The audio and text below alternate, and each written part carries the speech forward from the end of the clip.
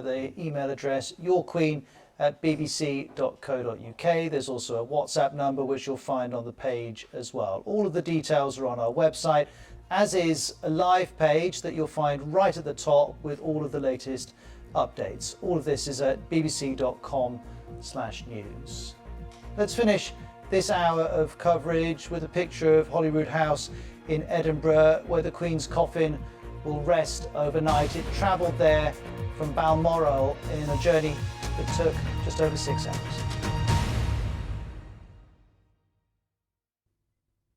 Hello, your latest world weather update begins in North America. Hello again. More heavy rain around the Great Lakes with an area at least a little bit of sunshine for a time before the clouds tending to build in through the day. A lot of in Aberdeen, moisture down the eastern side of the USA, bringing more heavy downpours around but further southwest, we have some rather grey conditions spreading in across parts of Anglesey, with outbreaks of rain beginning through the afternoon.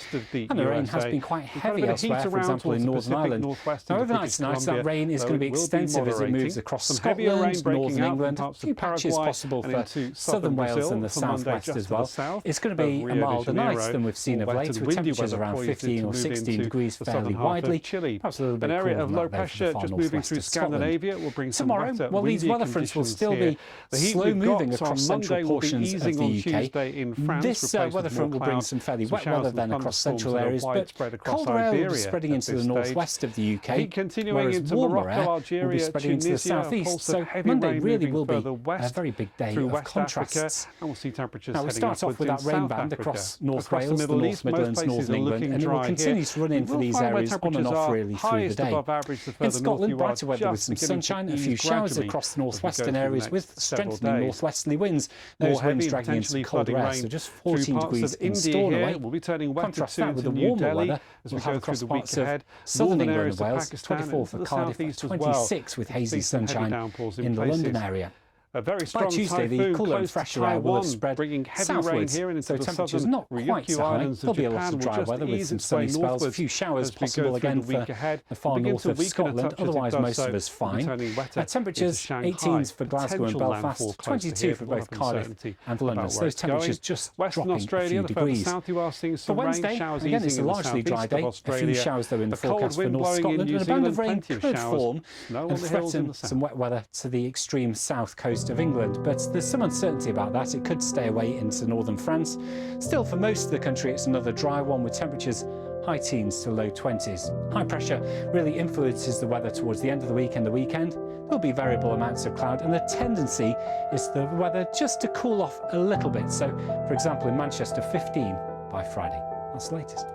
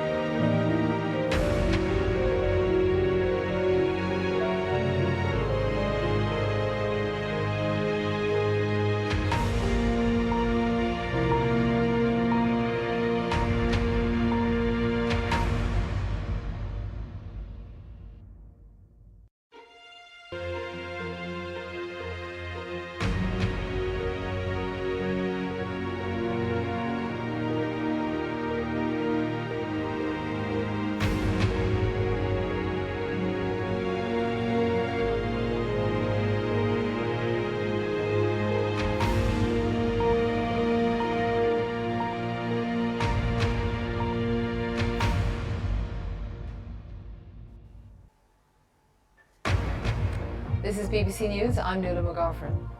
Thousands of people line the streets as the Queen's coffin is taken through Scotland. The funeral procession left Balmoral Castle, where the Queen died on Thursday, for a 6-hour journey to Edinburgh. Silent onlookers gathered along the route to pay their respects, and some threw floral tributes in the path of the coffin. The cortege passed through key landmarks as people bid farewell to the country's longest reigning monarch. Just as a mark of respect to see her kind of on her final journey back to London, I think it's just been really important to us as a family, just to pay our respects and just say goodbye to just a really amazing woman.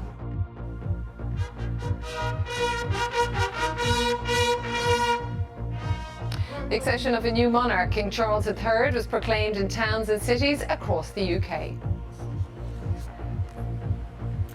I'm Geeta Gurumurthy at Buckingham Palace, where crowds continue to gather here, where the King has held meetings with diplomats from the 14 countries that recognise him as head of state. In other news, Ukraine's military says its forces have tripled the amount of territory it has retaken from Russia in a little over 48 hours.